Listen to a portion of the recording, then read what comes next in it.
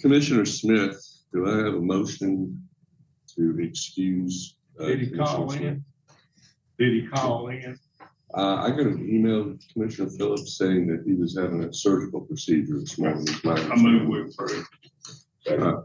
Motion by Commissioner Phillips, second by Commissioner Weiser. All in favor, signify by raising your hands. Motion passes. First item on our He voted yes. Commissioner Liner, can you hear us okay? Yeah, I hear you okay. Can you hear me? We can't hear you, sir. Hold on a second.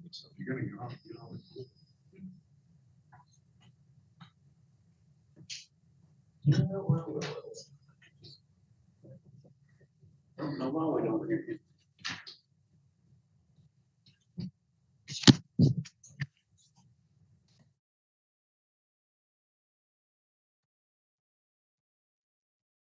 Can you hear me now?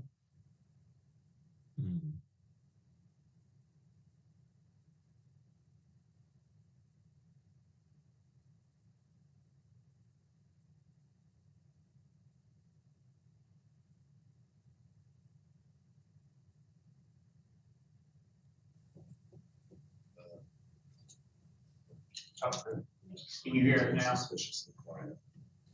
Yeah, I can hear you fine. You know what, Commissioner? We're probably gonna have to do this by sign language. I don't know how we're gonna manage to get through this one with you there. Yeah, that works. That works, yep. He can hear us, I can't hear you. Yeah, if you can hear us, just fine. We just can't hear you for some reason. You can hear us? You can Yeah, hear? you can hear us. I guess we'll still give you the $85. It'll limit his participation to raising his hand, but we'll manage. All right, on our regular docket, Commissioners, first up is docket number 083-2023-10. The applicant is Land Corporation Lithium Corp. And the subject was to operate a pilot plant and establish lithium royalty. That docket has been dismissed. I do not know if anyone present in the audience was here to participate in that docket. And I'm not exactly certain at this juncture whether or not that is going to be coming up again at some point or sometime in the future. But at least as we sit here today, that docket has been dismissed. Next item on the regular docket, docket number 019-2024-04, Flagville Energy Production LLC. The attorney is Mr. Stobaugh. Subject is extension of temporary abandonment status. Location is section 33, township 10 north, range 16 west, county Van Buren, field B43, well spacing area. Is there any commissioners that are going to be recusing from this docket? Well, for the record, there were none. Mr. Stobaugh, you were recognized. Mr. Pilkington has something. Mr. Pinkleton, I'm sorry. Judge Moulton, just for clarification on the previous docket, Yes, sir. commission staff is going to prepare an order to memorialize that two of the issues in that application were dismissed. There was a third issue that was already adjudicated, so we are going to memorialize this one on the record. Just, it's not something we typically do, but we are going to do here because we've had a lot of calls and communications about what happened with the previous adjudicated issue that you guys had back in December. So I just want to clarify that there will be an order that shows that these two issues are dismissed. The previous order that was issued by the commission in December will still be a record. All right, commissioners, any questions for Mr. Pinkleton in terms of the dismissed docket? Chairman. That's to give them to produce the pilot plant. Yes, sir. But That's no correct. offer. That's correct. If want to make sure. Thank you. Yes, sir. Thank you. Thank you, Mr. Pinkleton. All right, Mr. Stobaugh. The pre-filed exhibits are found on page 2 of the application. Those include Exhibit A, a list of parties receiving notice. Exhibit B, a flood level test of July 19th, 2023. Exhibit C, a proof of publication. And Exhibit D, an affidavit of notice to parties. Originals of C and D were provided to Mr. Cook this morning. I would move that the exhibits be admitted. Motion is granted. Those exhibits remain part of the record. Please proceed, Mr. Stovall. This is an application to extend the temporary abandonment status for the Jones 10-16-6-33H4 well. The Jones well was completed as a horizontal well in the Fayetteville Shell. The Jones well requires a plunger installation and gas lift compressor reset. The applicant wants to retain this well for economic return to production, but the timing of that will be dependent in part on gas prices and the level of production from 2 offset wells, which return to production in 2022. The break-even price for the Jones well is $3.60. The estimated cost of the workover is $20,000. There is a surface use agreement in place, and there are other producing wells in this unit. And of course, if the application was granted, the applicant would agree to the commission imposed restrictions on transfer. All right, thank you, sir. Commissioners, any questions?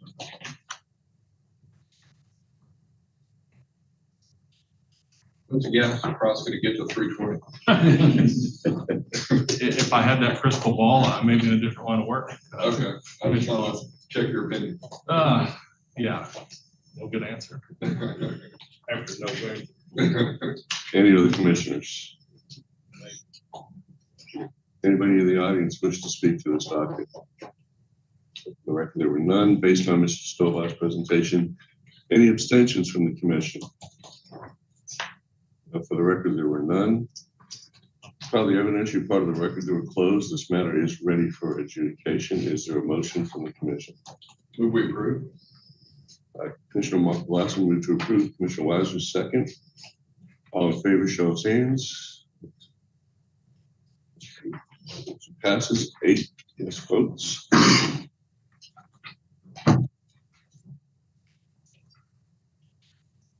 Next item on the regular docket, docket number 20-2024-04, Flywheel Energy Production LLC. Mr. Stovall is the lawyer. Subject to, again, this extension of temporary abandonment status. Location is Section 11, Township 10 North, Range 14 West, Van Buren County, P43 well spacing area. Are there any members of the commission that are recusing on this docket? No, for the record, there were none. Mr. Stovall, you are recognized. Thank you, Judge. The pre-filed exhibits are found on page 2 of the application. Those include A list of parties receiving notice, Exhibit B, a flow level test of April 27th, 2023, Exhibit C, approved publication, and Exhibit D, an affidavit of notice to interested parties. Originals of C and D were provided to Mr. Cook. For the admission of those exhibits. Motion is granted. Those exhibits are part of the record. This is an application to extend the temporary abandonment status for the rainwater Mackey 1014-111H well. The rainwater Mackey well is completed as a horizontal well in the shell. The rainwater Mackey well requires a plunger installation and possible acid treatment, and the applicant would like to retain this well for economic return of production. The break-even price for the rainwater Mackey is $2.71. The estimated workover cost is $25,000. There is a surface use agreement in place with other producing wells in the unit. And of course, if the application is granted, the applicant would agree to the commission imposed restrictions on transfer. Thank you, Mr. Stovall. Commissioners, any questions? Anybody in the audience wish to speak to this docket? For the record, there were none. Based on Mr. Stovall's presentation, anyone need to abstain? For the record, there were none. Mr. Stovall, anything else you'd like to add? No, Judge. I file the evidentiary record to a close. This matter is ready for adjudication. Is there a motion from the commission? I'll make a motion. Chair Langley has made a motion to approve. Second. Commissioner Phillips has seconded. All in favor, signify by raising your right hands. 7, 8 yes votes. Application passes. Next item on the docket is 021-2024-04. Merit Energy Company LLC. The attorney is Mr. Rankin. Subject is extension of temporary abandonment status. Location is Section 32, Township 12 North, Range 13 West, Van Buren County. Field is B43 well spacing area. Mr. Rankin, you are recognized. As well as been pleased with the commission, I'd like to combine this application with the following one. All right, so you combine 2023, I'm sorry, 04. No, they're both exactly the same, aren't they? They're the No. two wells on the same pad and the same unit. All right, so we're gonna go ahead and consolidate 21-2024-04 with 22-2024-04. Commissioners, anyone wish to recuse from these two dockets? So for the record, there were none. Mr. Rankin, you are recognized. Thank you, Judge Bolton. The list of pre-filed exhibits appear on page 2 of the application. They are Exhibit A, list of parties receiving notice. Exhibit B is approved of publication. Originals held in Exhibit C, the affidavit of notice. The proof of publication, the affidavit of notice is provided to council for the commission. Also on docket 022, there's also a fluid level test I've handed out to the commissioners, and I'm handing a copy of that order with a fluid level test on that well. This is an application to extend the temporary abandonment. Both the Collister 1 and Collister 2 had unsuccessful reactivation attempts in May of 2021 when the gas price was $3. The Collister 1 was brought online with gas assistance produced for 12 days at an average weight of 12 MCF and 66 barrels of water. It was uneconomic at that time, and no signs of gas production was improving. Collister 2 was also brought online with gas assistance and produced for 12 days at an average rate of 25 MCF, 25 barrels of water. No signs of gas production improving at that time. Based on the results of those limited productions when they brought back online, it's assumed that part of the laterals in both of the wells are restricted or bridged off with scale or sand, and they need to be cleaned out with a workover rig. The cost to clean out the wells on the number 1 is $50,000. $50,000 on the number 2 as well. The economic break-even price for that workover on the number 1 is $3.50, and the break-even price on the number 2 is $3.80. Based on how they showed it when they came back on and the need of the workover, we're asking the commission to extend the TA status. All right, thank you, Mr. Rankin. Commissioners, any questions? There is a bond up on these. Both of these wells are covered by bond. The unit is held by production of another well, and there are leases on the well site. Thanks. Any other questions for the commission? Anyone in the audience wish to speak to these two matters? Not for the record, there was no response. Based on Mr. Rankin's presentation, any abstentions from the commission? But for the record, there were none. Mr. Rankin, anything else you need to add? I do not. All right, thank you, sir. At this point, I call the evidentiary part of the record to close. This matter is ready for adjudication. Is there a motion from the commission? Commissioner Westfall has made a motion to approve. Is there a second? Mr. Lawson? Commissioner Lawson is seconded. Any other discussion? If not, show of hands. Motion passes, 8 votes to none. Thank you, Mr. Rankin. Mr. Pinkleton, you are up. You need a minute to get yourself situated, sir? Not at all.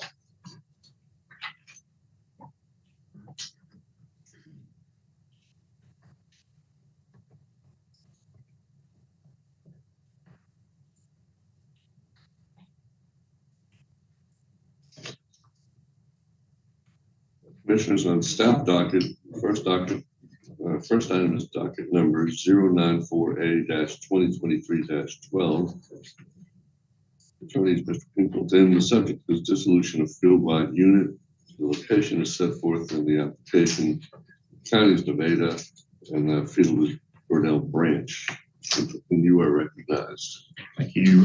Commission staff would request to dismiss this matter after some discussion. Maybe use it at a future time. So we're moving to dismiss this docket at this time. You need a motion to dismiss it, or do you just want to go? It's more letting the commission know, and if there's any questions. All right.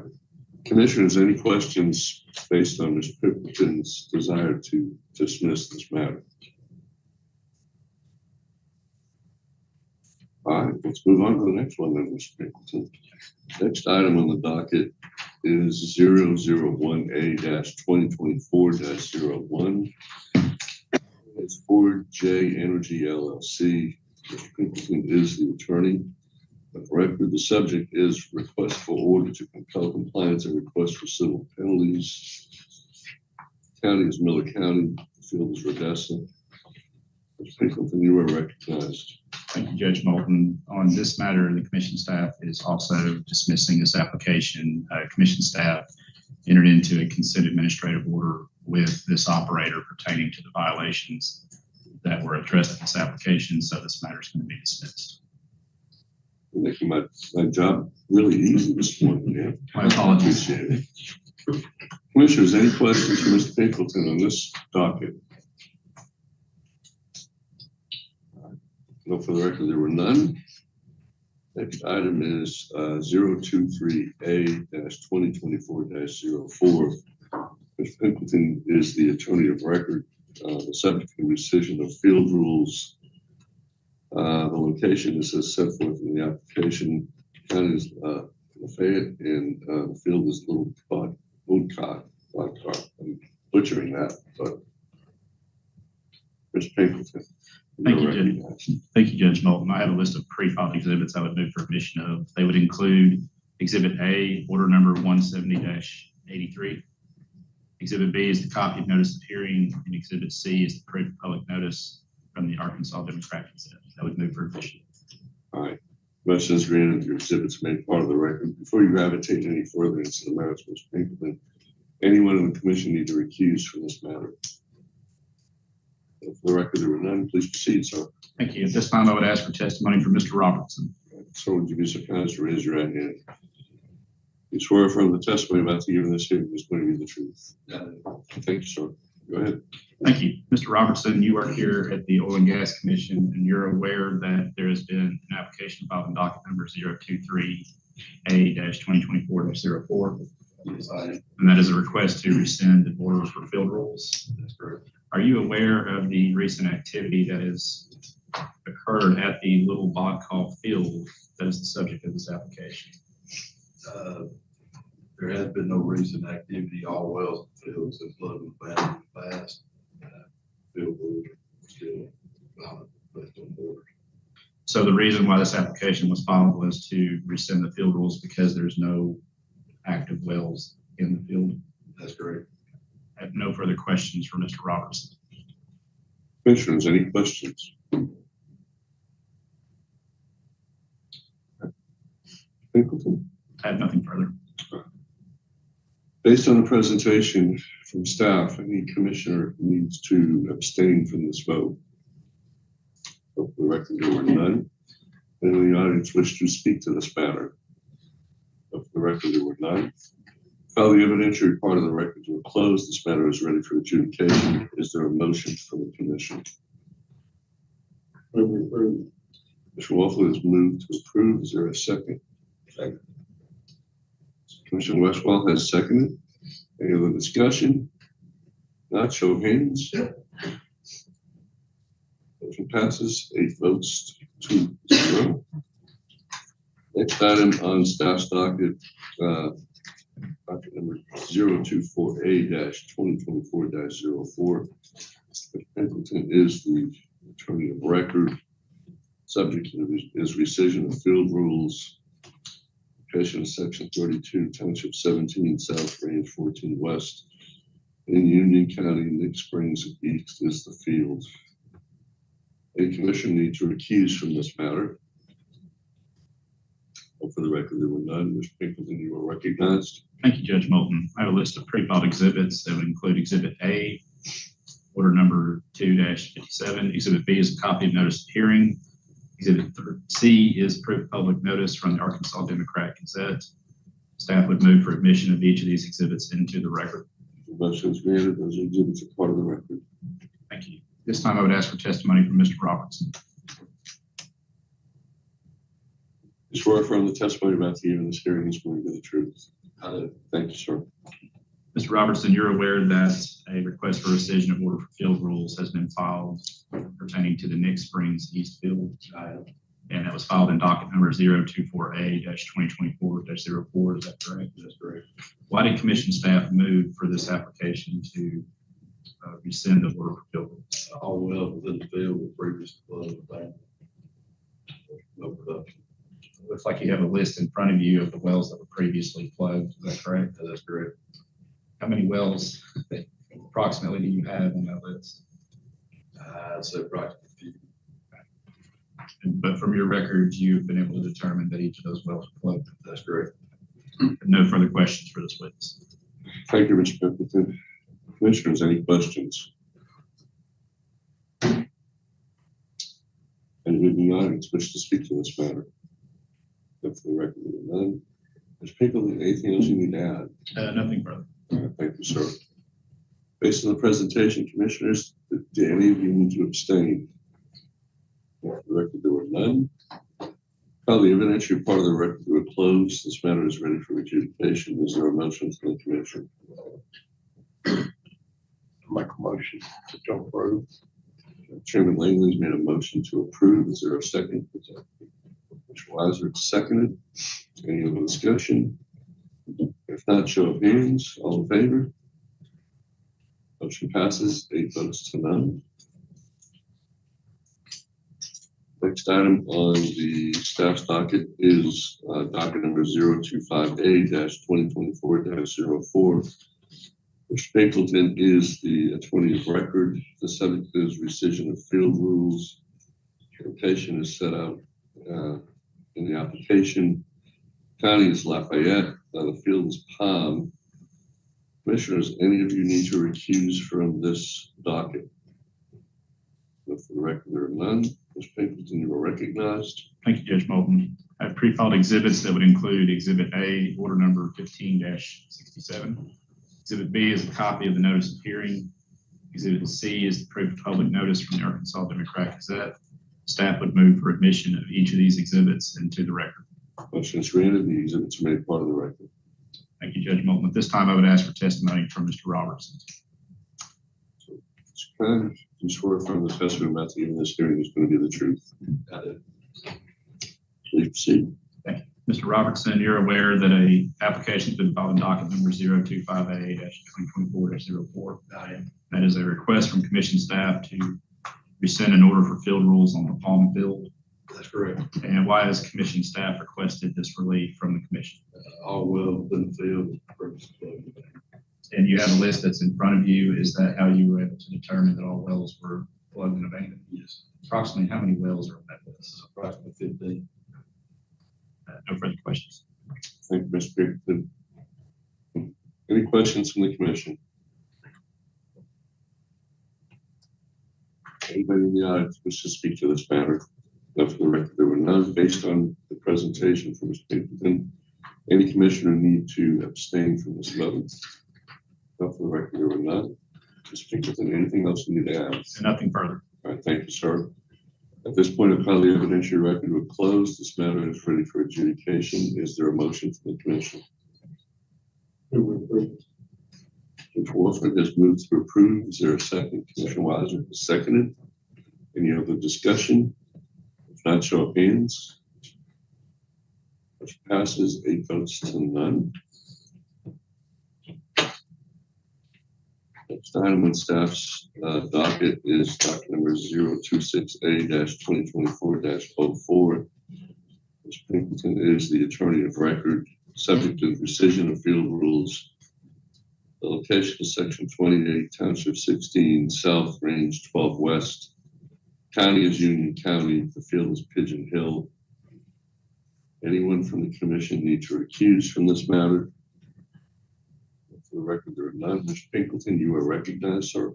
Thank you, Judge Moulton. I have a list of pre-filed exhibits I would move for admission of. That would include Exhibit A, order number 55-55. Exhibit B is a copy of notice of hearing. Exhibit C is the proof of public notice from the Arkansas Democrat Gazette. I would move for admission of each of these exhibits into the record. Motion is granted. Those exhibits are made part of the record. Thank you. This time I would take testimony from Mr. Robertson. Sir, you swear from the testimony about to give in this hearing is going to be the truth. I do. Thank you, sir. Mr. Robertson, you're aware that an application has been filed in docket number 0268-2024-04. And that is an application to rescind an order for field rules on the Pigeon Hill field. That's correct. And just for clarification, this order that we're referencing here, order number 55-55, that is dealing with Pigeon Hill field in the Austin formation, correct? That's correct. Are there other field rules pertaining to this field and other formations? Yes, there are other field rules. But this request is only pertaining to the Austin formation, is that correct? That's correct. You have a list in front of you. Can you please explain what that list contains? It's a list of wells that were drilled in the Pigeon Hill field. Database shows all the wells. And that's pertaining to the Austin formation again. That's pertaining to the field. That's all the wells. That's all. No further questions. Thank you, Mr. Pickerton. Commissioners, any questions?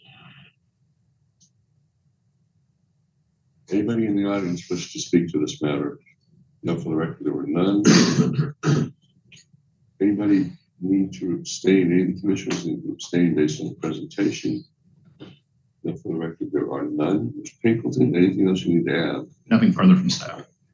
I'll call the evidentiary part of the record to a close. This matter is ready for adjudication. Is there a motion from the commission? Commissioner Wise, second motion. Chair Langley made the second. Any other discussion? If not, show of hands, please. All right, now for the record, 8 yes votes, motion passes. Next item on staff's docket is docket number 027A-2024-03. Mr. Pinkleton is the attorney of record, subject to the decision of field rules.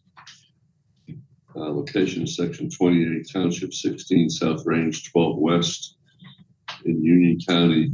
Pigeon Hill is the field. Any member of the commission need to recuse from this matter? No, for the record, there were no recusals. Mr. Pinkleton, you are recognized. Thank you, Judge Moulton. Pre-filed exhibits from commission staff include Exhibit A, order number 56-55. Exhibit B is a copy of notice of hearing. Exhibit C is a proof of public notice from the Arkansas Democrat Gazette. I would move for admission of each of these exhibits into the record. Motion is granted. Those exhibits are made part of the record.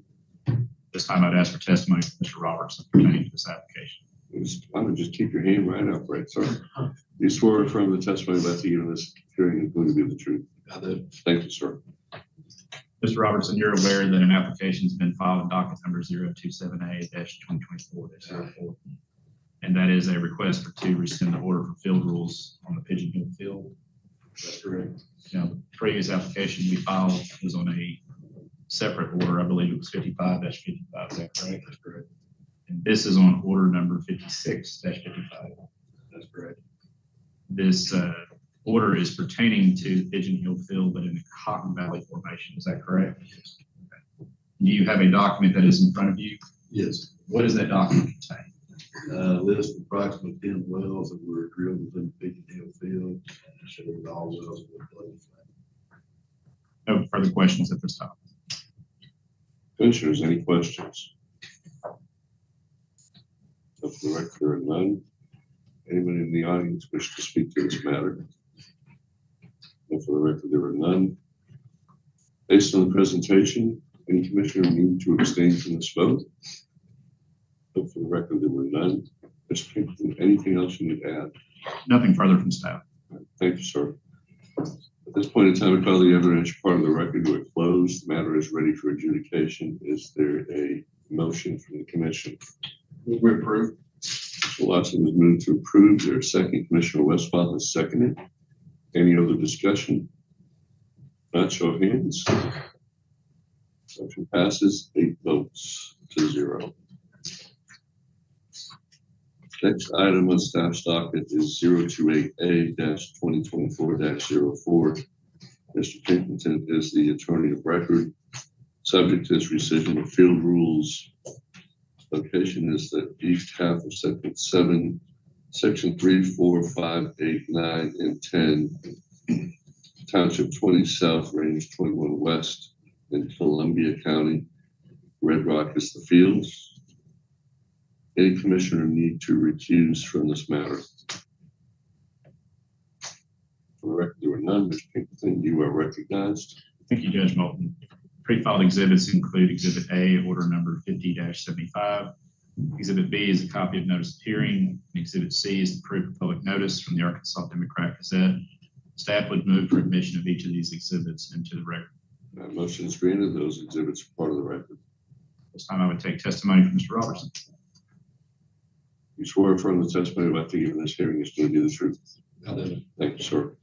Mr. Robertson, you're aware that there is a request for rescission of order for field rules on the Red Rock Field. And that was filed in docket number 028-2024-04. That's correct. Why is commission staff moving to rescind this order for field rules? Approximately 20 wells were drilled within the field, all are now plugged in back.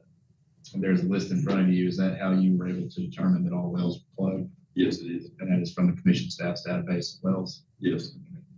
Nothing further. Commissioners, any questions?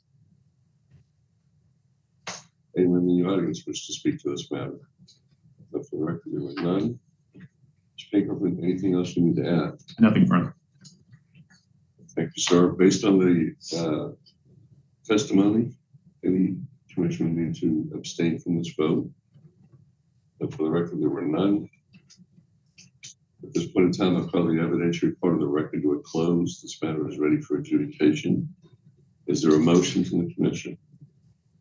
Commissioner Wolford has moved to approve. Is there a second? Commissioner Weiser has seconded. Any other discussion? If not, show of hands, please. For the record, 8 votes yes, no, 0 no votes. Motion passes. Next item on staff's docket is docket number 029A-2024-04. Mr. Pinkerton is the attorney of record. The subject is rescission of field rules.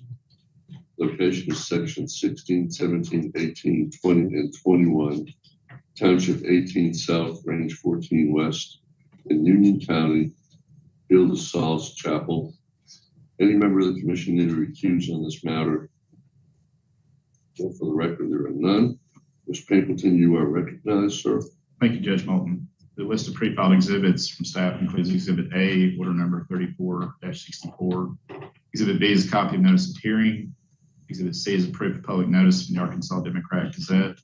Commission staff would move for admission of each of these exhibits into the record. All right, the motion is granted. Those exhibits are part of the record. This time I would take testimony from Mr. Robertson. You swear from the testimony about the given this hearing is going to be the truth. I do. Thank you, sir. Mr. Robertson, you're aware that there's been a request to rescind an order for field rules in Saul's Chapel Field, and that is pertaining to order number 34-64. Is that correct? That's correct. What formation are we dealing with here as it pertains to this order?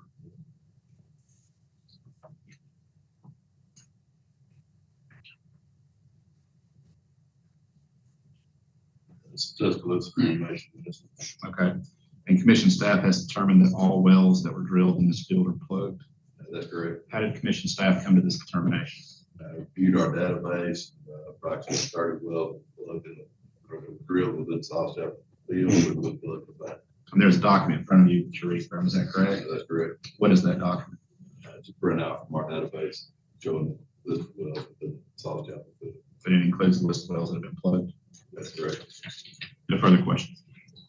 Commissioners, any questions? Anyone in the audience wish to speak to this matter? But for the record, there was none. Anything else you need to add? Nothing further. Based on the testimony, any commissioner need to abstain from this vote? No, for the record, there were none. At this point, I've called the evidentiary part of the record to a close. Matter is ready for adjudication. Is there a motion from the commission? Make a motion to approve it. Chair Langley has moved to approve. Is there a second? Commissioner Lawson has seconded. Any other discussion? Show of hands. Motion passes, 8 votes to none.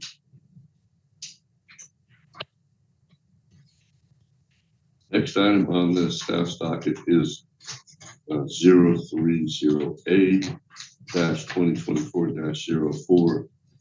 Mr. Pinkerton is the attorney of record. Subject is rescission of field rules. The location is set forth in the application. County is Union. Field is Saul's Chapel. Any member of the commission need to recuse from this matter? And for the record, there were none. Mr. Pinkerton, you are recognized, sir. Thank you, Judge Moulton. Pre-filed exhibits in this application include Exhibit A, Order Number 39-68.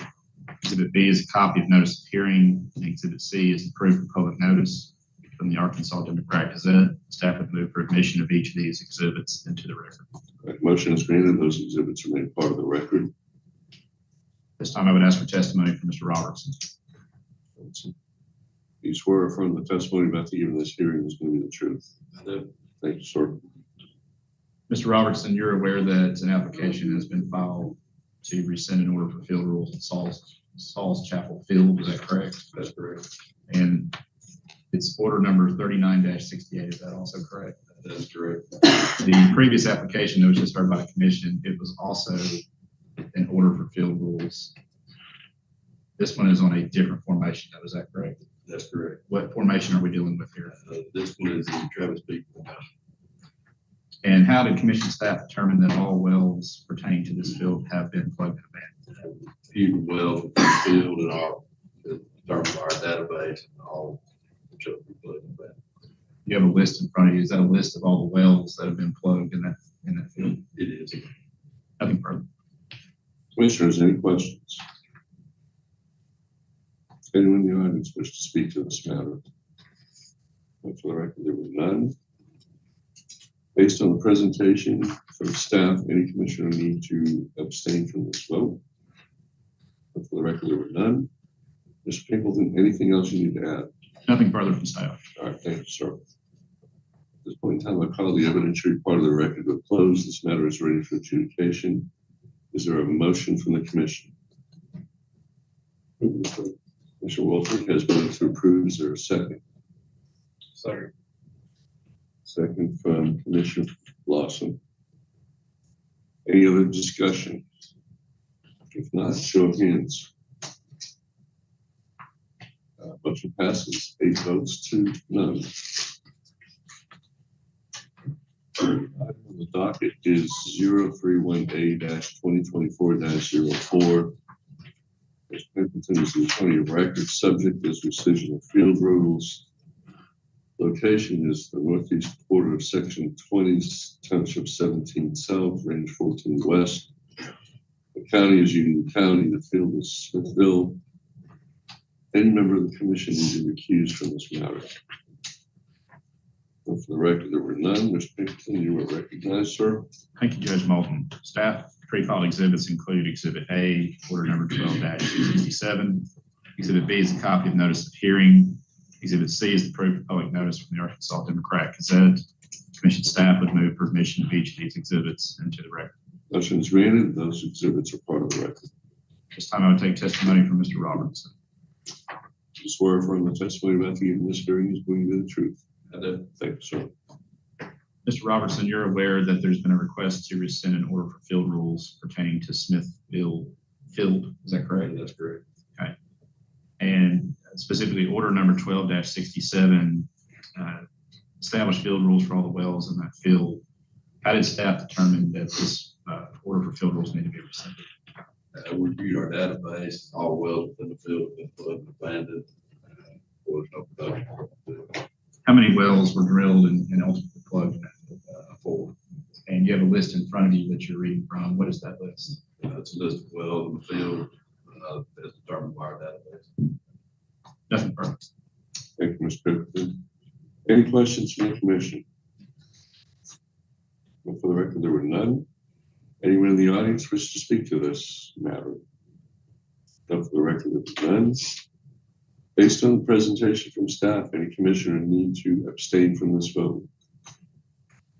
For the record, there were none. Mr. Pinkerton, anything else you need to add? Nothing further from staff. Okay, at this point in time, I call the evidentiary part of the record will close. The matter is ready for adjudication. Is there a motion from the commission? Move we approve. Commissioner Lawson moves to approve. Commissioner Westfall seconded. Any other discussion? If not, show of hands. Motion passes 8 votes to none. Winding up, Mr. Pinkerton. Docket number 0342A-2024-04. Ms. Pendleton is the attorney of record, the subject to precision of field rules. Location is section 3, township 15 south, range 19 west. County is Watchtower, field is west and north. Any member of the commission need to recuse from this matter? For the record, none. Ms. Pinkerton, you are recognized. Thank you, Judge Moulton. List of pre-filed exhibits in this application include Exhibit A, order number 40-66. Exhibit B is the copy of notice of hearing. Exhibit C is the proof of public notice from the Arkansas Democrat Gazette. Commission staff would move for admission of each of these exhibits into the record. Motion is granted. Those exhibits are part of the record. This time I would take testimony from Mr. Robertson. You swear from the testimony about the given this hearing is going to be the truth. I do. Thank you, sir. Mr. Robertson, you're aware the commission staff requested the rescission of order for field rules on the west and north field. I am. And is it your understanding that all the wells that were drilled in this field are plugged? That's correct. How did the commission staff come to this determination? We reviewed our database and the wells that were drilled, previously drilled in the field, determined all of them. Are you aware of what formations pertain to west and north field and this order for field rules? It covered the inactive but graded blossom formations. Nothing further. Thank you, Mr. Pinkerton. Commissioners, any questions? Record, there were none. Anyone in the audience wish to speak to this matter? No, for the record, there were none. Based on the presentation from staff, does any commissioner need to abstain from this vote? No, for the record, there were none. Ms. Pinkerton, anything else you need to add? Nothing further. All right, thank you, sir. At this point in time, I call the evidentiary record to a close. Matter is ready for adjudication. Is there a motion from the commission? I make the motion. Chair Langley has made a motion to approve. Is there a second? Commissioner Weiser has seconded. Any other discussion? If not, show of hands. Motion passes 8 votes to 0. Thank you, Mr. President. Thank you.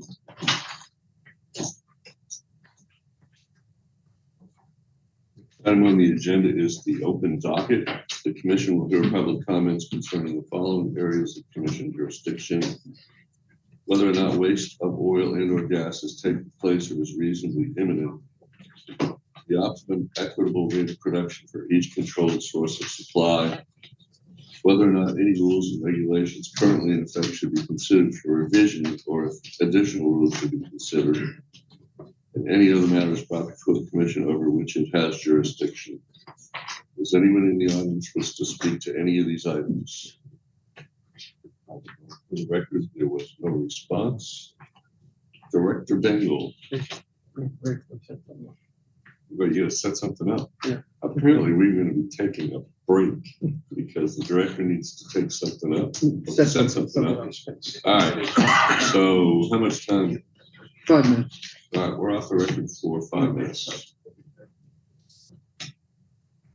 No.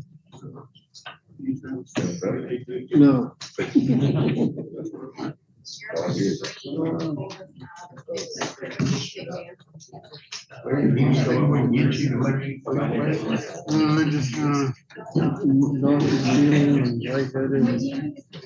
I had some pepper this the last few days. We need to drive you back to local.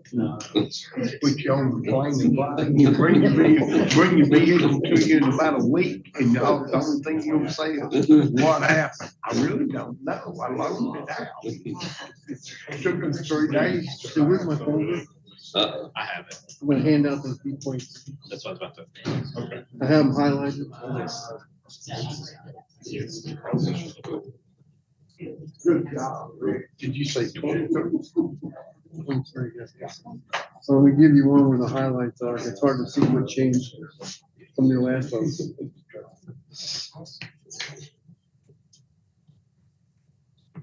I don't know if I have. Shannon gave it to To me. my folder. I know, but I don't. She can give you the folder. She did, but I don't think I got it. What do you need the D23? Yeah, they have that. I just highlighted what was changed. Just give me a copy of the rule. Yes, yes. And I'll tell you what was further in this.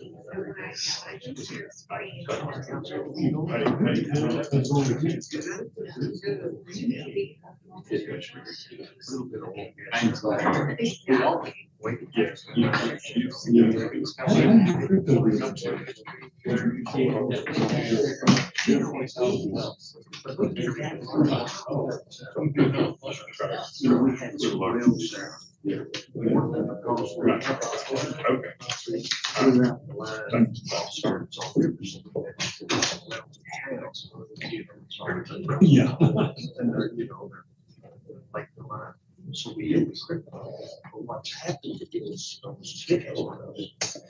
Yes. Yeah, there's Change, this version has. I brought it down with me, but, not in the box, and, it had to do with definitions.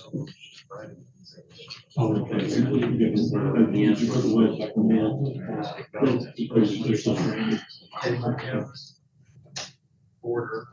I just need to make sure, do you need any of this next part on the record? No. Okay. I'm trying to get the right version of this rule. The only part we need is this button for this rule. And I can't seem to find, this version doesn't have the changes in. It was just 2 changes. CLR made us change definition of Portland statute. You know the statute is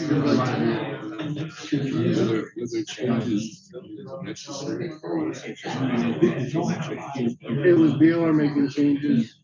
They made 3 changes. I denied one of them. Said, no, we can't do that. The other 2, I just actually asked you to tip for that.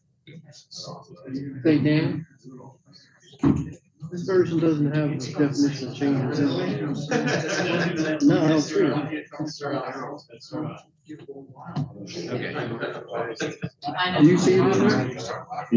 When you look at the definitions, I don't see anything about what the statutory definitions are.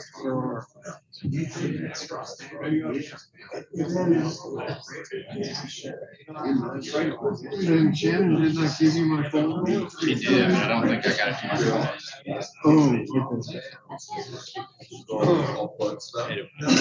Yeah. It's in the definition. Yeah. But I don't see it. Let me see if I can get a hold of it. Ask Andrew, she's got another one.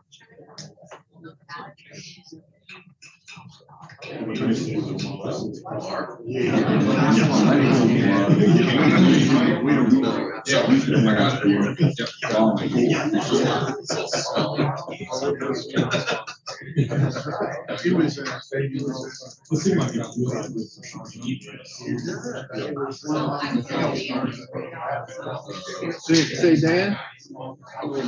Dan, just project it. Just project it.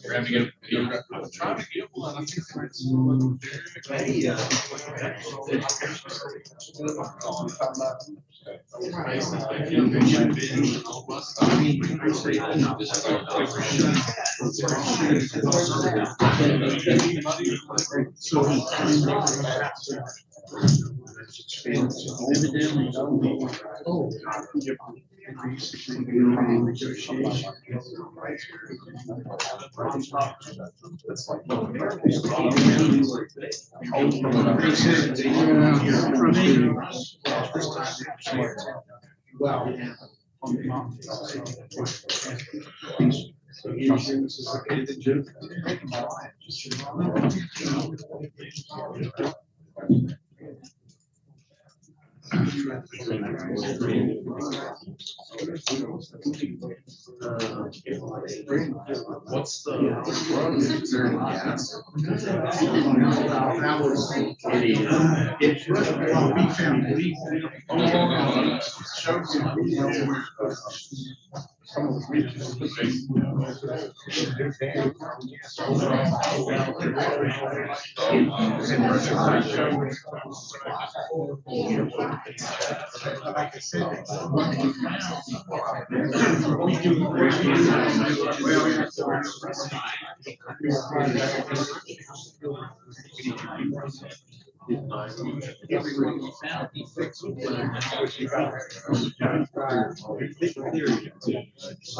Still really good.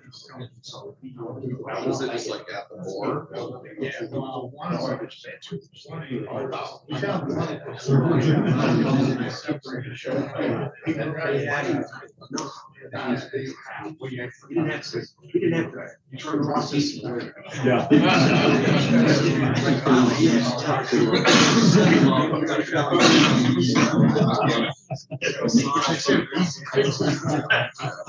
Well, he wasn't doing that.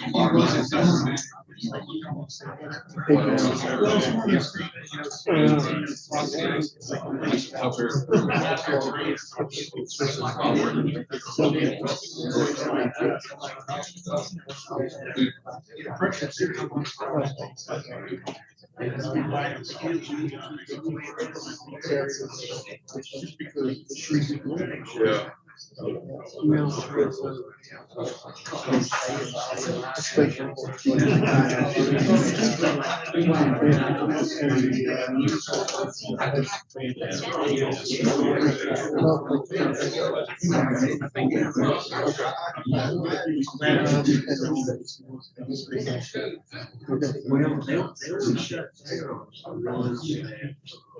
I don't know if I ever got it. Monday, I don't know if I ever got it in my office. I think that's it. That's what we Hard to tell what was Jane. she can't see red. She's trying to Yeah, I can't see. We've got some of that. Yeah, we've got all these stuff. That was the email before you asked her to highlight. Yeah. Did he give us the- I made one up.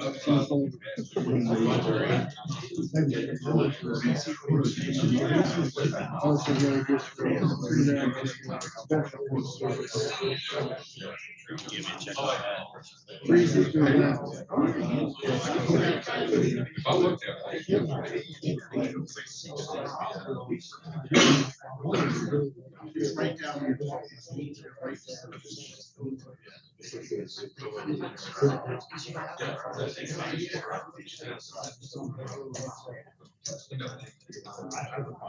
Yeah, that's what I'm saying.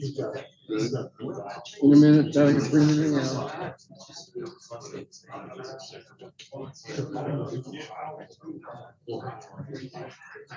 I had it all outlined, highlighted. That didn't make staff.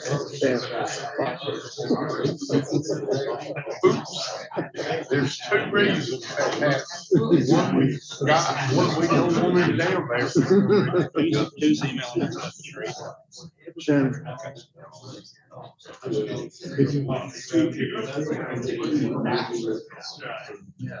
Oh, wow. Had a good turnout at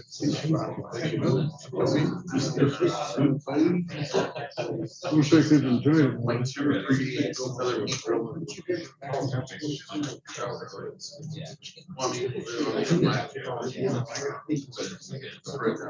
So was anybody here for the Beamer the word again?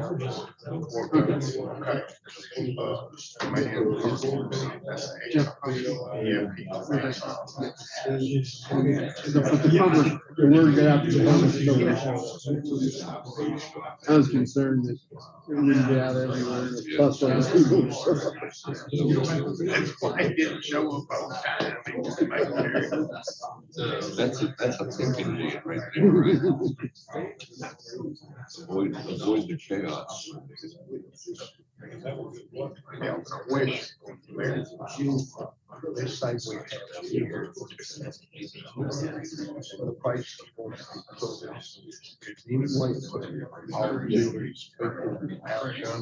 We have, screens out there already. And we can put that big one up there probably. Try to accommodate the people. It'll be in person, so we won't need that Zoom. Yeah. Just thinking about maybe people calling me. We have the, conference room has a TV name too. I've had some people, I said, we can do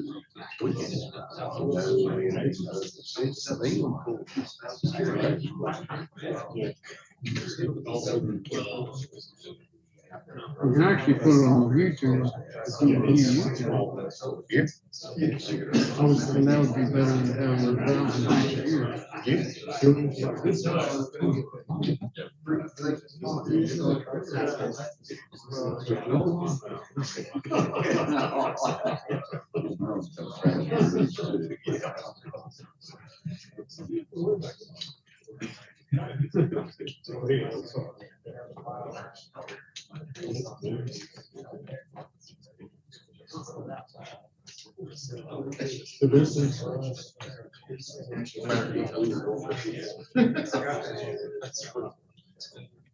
The copy that Pete sent is clean.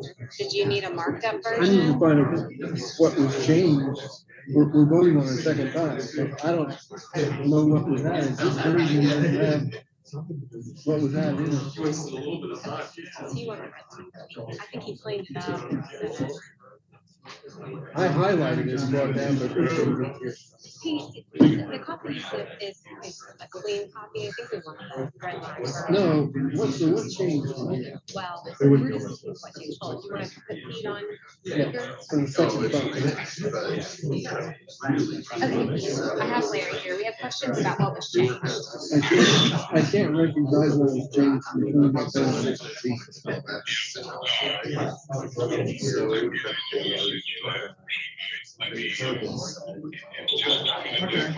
Correct, I know. Which ones?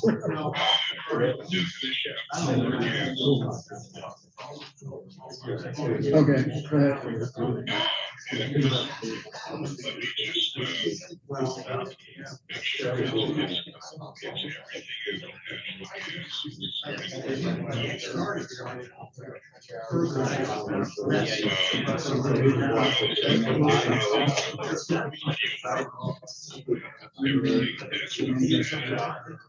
Okay, either.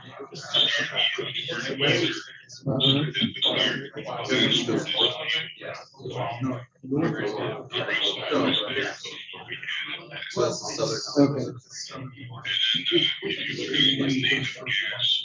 Correct. Okay, that's wrong. That's the only two things.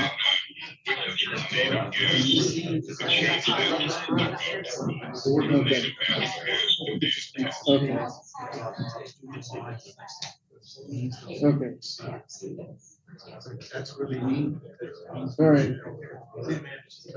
So when the guests are allowed initial state versus applications and process by removing the applications and total parts process, we like that we added back in. Okay.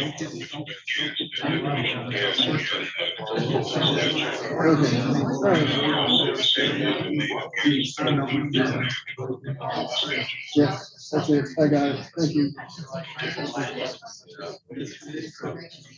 So we're gonna print off the red line copies for you. That's all right. And then you got all the other copies for there. I don't know if the red lines are, that's just. There's just like a pilot or something. Yes, it does. They have. We'll be right back. Either. VOR is frustrating. Oh, sure. Okay, we're ready. Take care of Larry, keeps you in good regulation. That might be easier.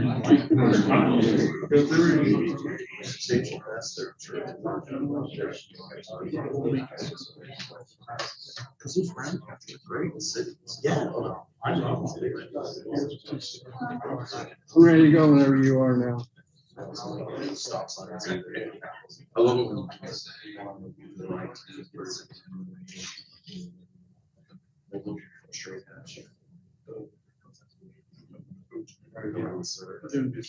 Actually, you don't need to do any of this. I'll just write in the written part. But it doesn't make sense.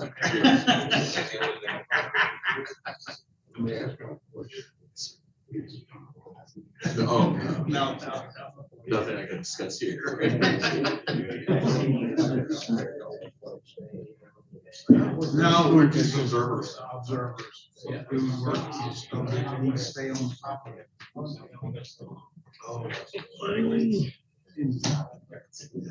That's something I really can't.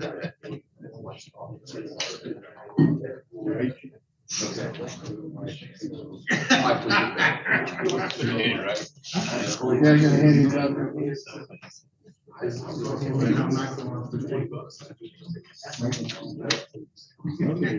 Chris, it's you.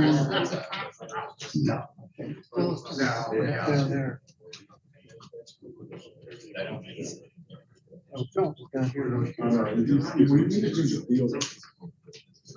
The different names are on them. Okay.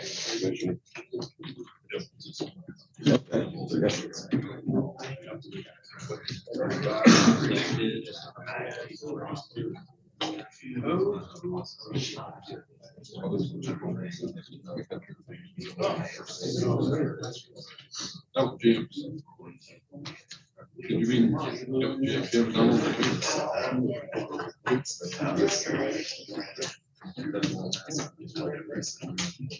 Yeah, one of these. Should be right here.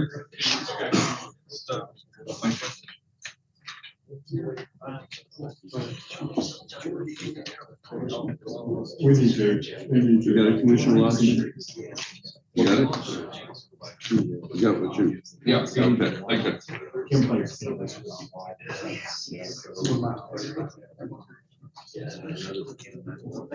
When you're ready. Yep. Everybody find a seat, please. Two should be not here. Yeah. Okay. Don't check.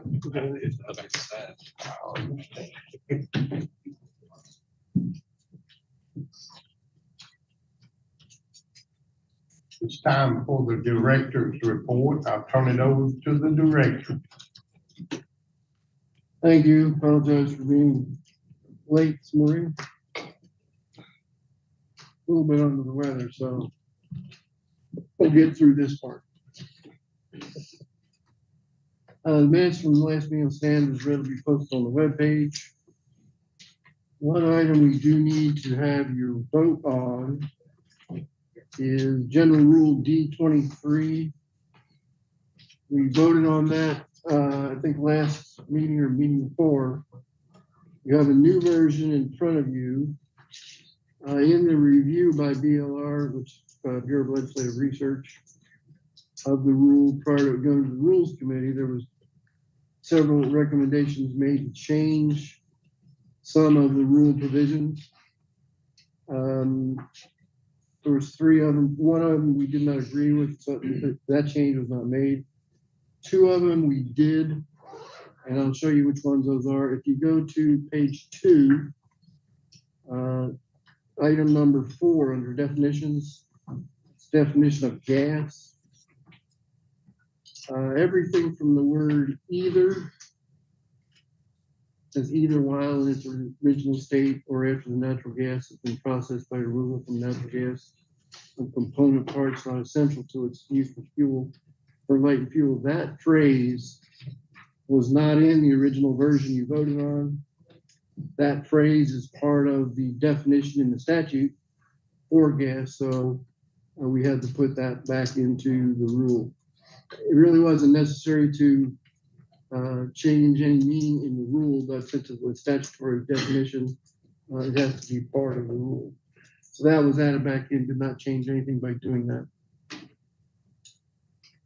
The other change is in item number 7 in definitions, native gas. The original version was native natural gas, which obviously we all understand the meaning of that. However, the definition of native gas in the statute does not use the word natural. Obviously, when the statute was originally written, it only dealt with natural gas. So native natural gas was what it was meaning. Since we've expanded the rule a little bit to include other gases, that changes a little bit. So we took the word natural out of native gas and then changed that throughout the rule. That does not change any aspect of the rule. It just clarifies that definition to fit what the statute is. So with those 2 changes, we need another vote to approve this, and then it'll go to the Rules Committee for final review and approval. Need a motion? Need a motion to approve those changes or amendments? Make a motion to approve. A motion to approve the amendments in a second. All those in favor? Aye. Unanimous vote with absence of Tim Smith. Thank you. 2 other things is, as I went over last night, there are several issues that the commission is working on. Reviewing rules with the Bryan rules to administer the Bryan Act. As you know, that was adopted 1979.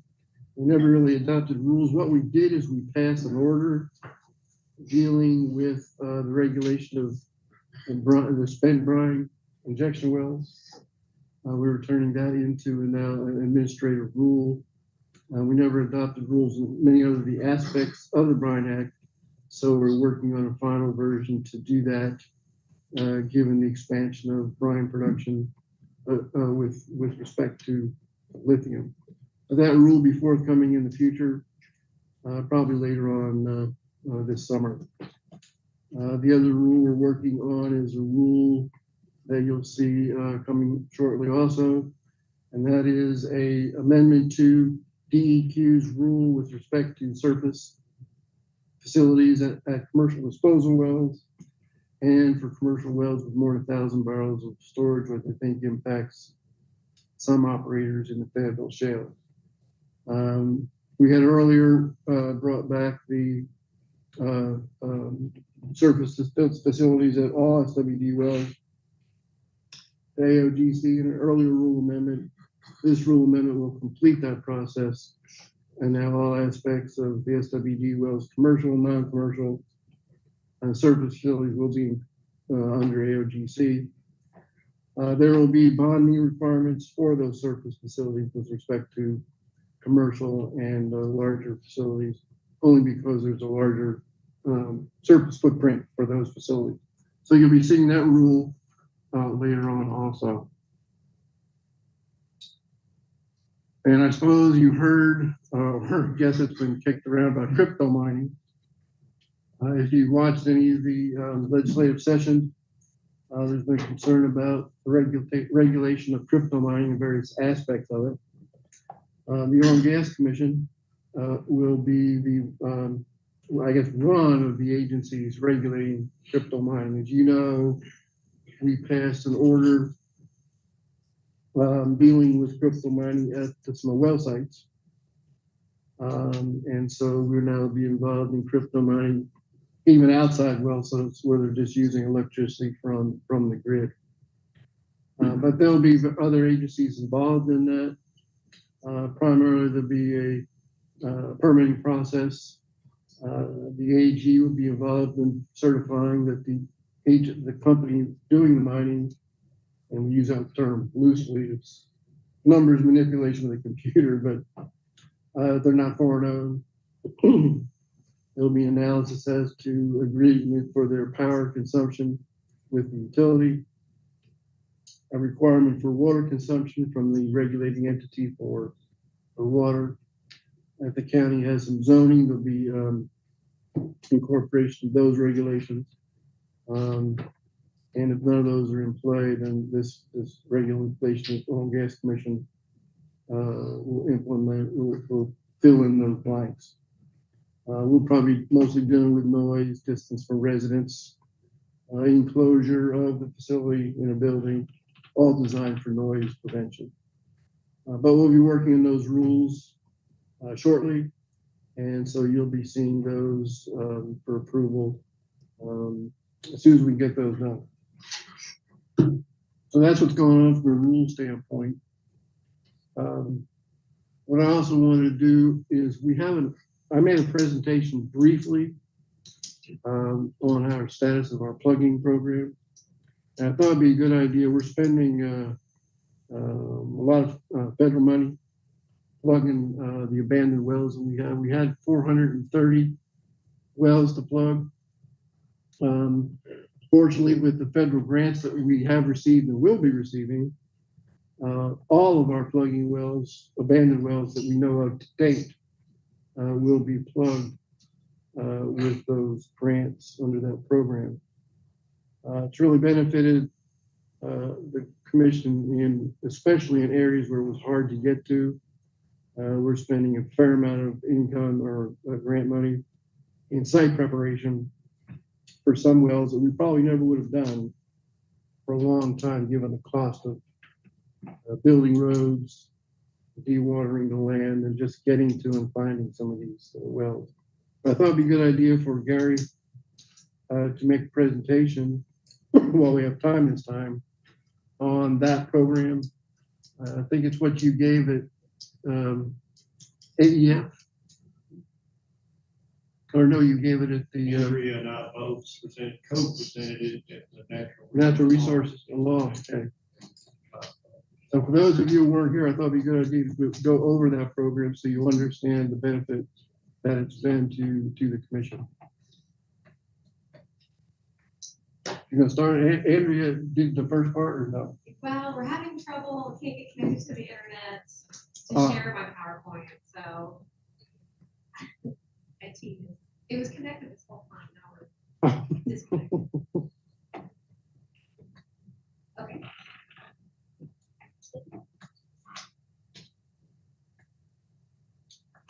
Good thing we have our Cracker Jack IT team back there. Word. Yep. Looks over my shoulder. It works.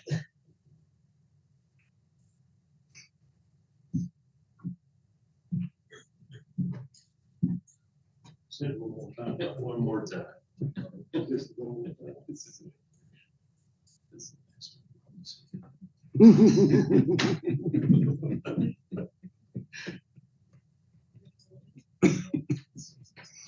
Very slow. Great.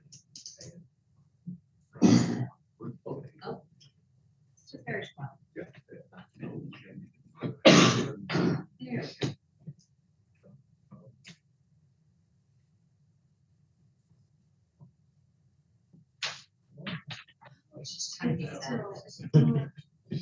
Well, She's in denial.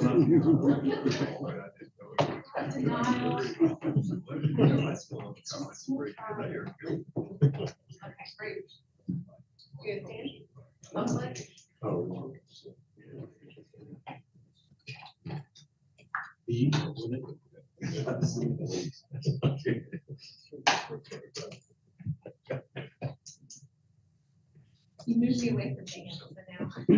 All right, Dan, you gotta come up here. well, while we're waiting for this, the buffers, you know, that's what- Is citizens in charge here? Huh? Are they in charge all the time? The what? Are they in charge all the time? Now I understand why it's so confusing. As you know, I serve as, obviously, I'm serve as director of the Oil and Gas Commission, but I also serve as chief administrator for all the energy programs at E&E. And Andrea is the associate administrator, working with me on that. We have oversight not only of oil and gas, but Liquefied Petroleum and Gas Board, the Office of State Geologists, the energy programs, the mining program, emergency management program, which Andrea heads up,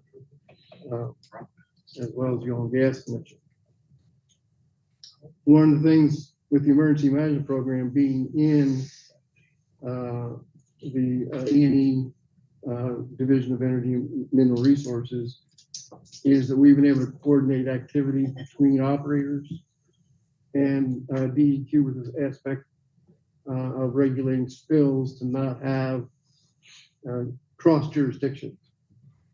But as you all know, we cannot engage in eliminating what US EPA may do because they have independent jurisdiction. They come in here and make inspections independent of what E&E, the Oil and Gas Commission, may do. And I know several of you have been impacted by that recently with the US EPA inspections. Hopefully it won't turn out that bad, but we don't have any input into that. Sometimes they notify us. Sometimes they change their plans at the last minute and we don't know where they're going. So let's try to work through those. If I can add to that conversation briefly, I think contact will improve as far as us knowing maybe when they're coming. One of the ladies that works for EPA was a former DEQ inspector supervisor in the Office of Water, and she and I sort of know each other for several years. In fact, I've helped train H2S and some things, so we've got a good contact there. A lot of the contact letters that they've sent out recently, it's more of an FYI to prepare operators for what may be coming from an SPCC inspection. So there's basically two types of letters. One is supposed to be FYI. These are all the issues that we've seen that may be observed by a later inspection that is coming. And then if there is some sort of evidence of past present discharge, then that's what they're actually there to enforce because they're with the clean water section. So I've had contact with a few operators that didn't understand what's going on, and maybe at first we didn't either because the three came in under clean water, but suddenly they're given FYIs about SPCC plans and what may have been observed. And those are not regulated at the state level. No. As Greg Bengal said, they have their own authority, both clean water and SPCC. So if you get a letter, it may very well be just related to, hey, these are the issues we see inside your tank battery, inside your containment walls and everything, everything within that. And the SPCC inspector may point out. And so we're kind of giving you heads up because they said there will be one or more SPCC inspectors coming later this year. May or may not know ahead of time on that. But right now, we are sort of getting a heads up as to when at least it's one of those That's good. So it's two different issues to be aware of. That if you have a discharge, there would be a oil and gas and DEQ state action, but independent of that, and it would be an SPCC from the US EPA. The state has no primacy over that program. It's purely between the feds and the operators. So there's no connection in that program at all. There is connection to an impact of water under the Safe Drinking Water Act, I guess. And there's where we would engage with them in a different division, not SPCC. So two different EPA programs. One we involved ourselves with through the state programs, and SPCC where we don't. And this inspection was SPCC. Focused, I think. Some of both. Yeah. Actually. That wasn't clear when they first came down here. They're not SPCC inspectors, so they can't enforce that part. They started sending out letters to that effect. There was some confusion there. Even I was confused. And that, if you do have the opportunity to have a personal conversation, correspondence with someone at EPA, make sure that they know that there's one person located in South Arkansas, 79 years old, has his registered petroleum engineering staff that does those, Warner Smith. And the only other avenue we have is out-of-state contractors that could even do an SPCC. And I had contracted some time ago, prior to having all my companies reevaluated, brought up to date, you know, we all have done, and I'm still waiting. I requested the service from the people that are in business. They can't do it in the time that they're just have too much to do. Mr. Smith is married over 79, and he has, you know, he does the best he can. We might let him know that. Here's one other thing. If some operators have got some stuff to work around their firewalls, and during this rain, reckon you mentioned that with all the rain we've had, it'd be hard to do some dirt work right now. Now, 2 weeks of 80-degree weather would be a different story, but with all this rain, we're supposed to get a bunch of rain first of the week. Can't read their minds, but I feel like, I believe that the former DEQ inspector, Ms. Karen Page, is understanding. She worked in DEQ for a number of years. She's been around some of our inspections and with us on former inspections. I think she's understanding. What's her name? But she reports to somebody in Dallas, Texas. Right? Oh, yeah. In a EPA Region 6. Carrie McCabe. And the other, Carrie K-E-R-R-I, McCabe, but there were two others with that team. And she was sort of a liaison, knowing oil and gas issues. So I think there's where if there's disconnect, it's obviously once it leaves her hand. The other two that were here didn't have any history in Arkansas. So I think she is understanding, but I don't know how much at the end of the day that I think. We can start on the verbal if we need to. A little background. You know, when the initial grant, I guess, application was thrown out there, and there was some discussion in the North Little Rock office at Director Bengal's level about taking that. He reached out to me and said, "Hey, what do we have? What would be a good initial grant application project So my immediate thought was Stevens, Arkansas. Some of you may recall or have heard this before, but we had an operator that came through many, many years ago that acquired some old Marathon units that weren't Marathon at the time, that had already changed hands a time or two, along with old Sherry Petroleum buck range units that we call Sherry buck range units, and a lot of miscellaneous other wells. And so at one time, this operator had somewhere near 1,000 wells in South Arkansas. In the Stevens area, they tried to do some mobile swabbing, some different things. And then the short of a longer story is they took all the rods and tubing and sort of took what they could get out of it. And left the commission with 700 to nearly 800 orphan wells in the Stevens area alone. Another 40 or 50 wells toward the Washita River, Mortal Bay, and some other wells at Buena Vista, as well as over toward Willisville. So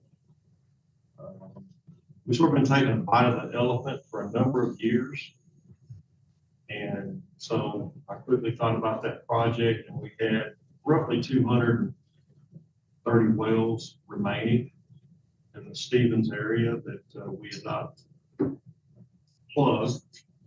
And quite honestly, it was in an area, most of them in areas you couldn't even get to or couldn't find, or it was going to be very expensive. They were almost always underwater. It took a long dry season for our inspectors and people to even try to take a side by side or get in their muck boots and walk and try to find some additional wells. Occasionally you could get dry enough, we'd find some, but still there was just so much literally flooded swamp water, is what it amounts to. You have to see it, but we may not be seeing anything. So I gave Larry some of the particulars on that. He said, hey, that sounds good, and put in the addition grant that Andrea worked on extensively and made that to Department of Interior, and it was very quickly accepted, and we were awarded $5 million, I believe. And so a portion of that was to buy some equipment to help with our UAV program, and the rest was put into plugging. And of course, what did it do right after we got the money and got a contractor selected? It started raining, and it rained about 10 or 12, 15 inches over the course of about 2 or 3 months. We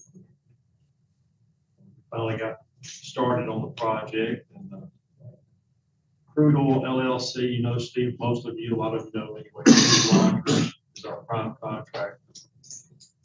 Very conscientious guy, very good contractor, somebody that we have a long history with here working together. And he's done an excellent job. I think his eyes have been open, mine to some degree, as how extensive this is. The fact that we had so much land, we had to de-water. As we like to talk about beavers, relocation of beavers, cleanup job back in the slough where we relocated a lot of cottonmouths. This time it's been beavers. We've relocated about 100 of them so far. I think we're over 50 days we was blown or raked out. Subcontractor he has there has got a track machine with a mini backhoe on it, basically, and it's been able to cut ditches. But it's all about getting water back to the creek. So you're trying to de-water property, get it back to where it belongs. And so that's what he was brought in to do, is to trap beavers and remove beaver dams. And they probably do a better job than the Corps of Engineers. They are good. They work 24/7 all too. Seems like sometimes we're a little bad with them. But we did start plugging wells in mid-July, finally, of last year. We plugged 57 wells. As the water was decreased and we had a few setbacks from additional rains, we have found another 15 to 20 wells probably from de-watering areas. We de-watered, we blew over 200 acres of property. And a little history, not every 10-acre plot was real close to it. originally set up these buck ranch wells on 64 wells to a section. Every one of them was more or less in the center of a 10 acres, going across, checkerboard all the way down. So hence all the well population density, the fight of the elephant that we've been taking for so many years, and what we've got remaining are some of the hardest wells to get to. And, just trying to find them, so tasking it up the sale and everything. Fixing to be building a bridge, trying to make it by a rail car bring it might be simple, but anyway, we've got to get across smack over creek. It's a lot easier coming from one side, thanks to some landowners that are working with the parking lot, trying to build a road all the way from the swamps and south. And all this time, Steve Rogers has to manage, the well plug is pretty straightforward. We can all just go out, get what we need to plug the well. But when you got to do beaver nuisance control, removal of dam, work with landowners. We've had a forester out a time or two helping us build roads and location and supervising all that activity. We've obviously hauled a lot of rock and put a lot of rock down that disappeared on us.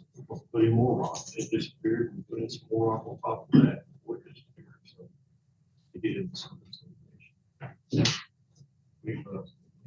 it's been very successful thus far, but we do have quite a ways to go. I think we have until September 30th of next year. Is that right? September 30th of next year is the. We had 5 years on the initial grant, but then we're receiving another grant this July, I think it's 5.6 million, 5 years to extend those. The contract that I got was since September 30th. Oh, the contract is steep. The additional. So we're gonna get 2 more years. We have not had 5 years from that. That'll get you 5. We'll have to renew that. Yeah, the contract. Okay. Has to be renewed every year. I'm going to DOI. Oh, that should be a 5-year contract. If you go back, it's 3 years on that contract. Okay. We'll have to renew it.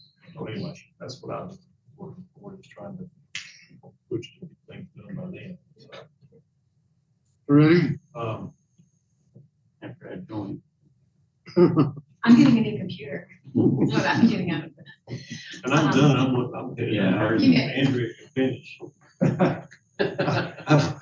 I've tried to preach, talk out.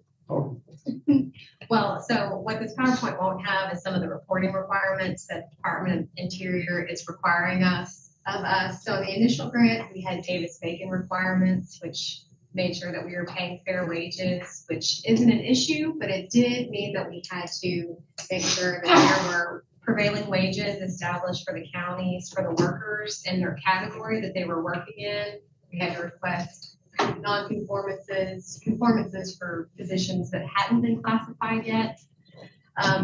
And so we still haven't got them. We also have to do biannual certified payroll reports to Department of the Interior to prove that we are paying on a weekly basis or paying those prevailing wages. So with the new grant that we're receiving in July, we'll have additional requirements on top of that. We'll have to establish any, there are historical areas. We have to say that there's preservation. So we'll have to make sure that there are no artifacts in those areas and prove that there's been a survey done, as well as methane monitoring. So that's the new thing that we're looking into, how we're going to monitor before and after plugging to say what our methane reductions are for the wells that we plug. Because the program was originally adopted to do that. The federal program was adopted to reduce methane emissions. So the focus is that you measure the methane emission prior to the plugging and then measure it after plugging. And then those measurements will go into the federal database as part of this reporting to show how much methane that program has reduced. That was the major focus. In addition, we have to do inspections, and Gary changes from a state inspector, right? I guess is, Davis Bacon inspector, he has to go out and interview your workers to make sure they're getting paid in accordance with federal requirements. So there's a lot of monitoring that we have to do beyond just plugging the wells. But like I say, without these funds, we would have spent a tremendous amount of money plugging very difficult wells. And because these funds do exist, even though there's sort of a pain with all the reporting, it'll keep our plugging fund intact for the future, which is now interest bearing. So a very healthy plugging fund for all the future wells that we put in the fund. Are we getting a savings account rate on that money, or are we getting a CD rate? We get whatever the state allows us to get. What is it? Do we know? I don't know the current percentage, but there are certain funds and deposits that you can do. So they're kind of more of a liquid cash rate, 90 days or 120 days. But Yeah, we just can't go investing it in anything we want. The state. it used to be that State the process. treasury received all the income off both our regular account and our well plugging account. At this point in time, based on some statutory changes we made, both those accounts now bear interest, the interest that the commission gets to keep, whether it's the plugging fund or the operational fund to help offset additional costs. If the $10 million that we have in there, the interest alone will provide probably several $100,000 normal plugging program, which will plug quite a number of wells on an annual basis. So we won't have to touch that principle for some time unless we have a huge influx of wells from some company. But with the changes we made for gas wells, when you transfer marginal well, to have those bonded, as well as using the federal funds in South Arkansas, that fund should be very healthy for the future.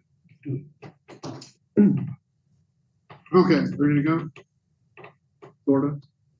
Yeah, so Gary has his, it doesn't have my slides in it. The only other thing that I was going to talk about is how many documented orphan wells there are across the US. 120,000 is what is estimated. And in comparison to other states, the amount of wells that we needed to plug and the amount of money that we took from the federal government. So we have 10 million, most other states, they range from 250. We ranked about, I think about 10th, they're not coming up in the number of wells per state. So we were way down there in the number of wells that we had to plug and the amount of money that we requested from feds. Pennsylvania received like $350 million to plug orphan wells.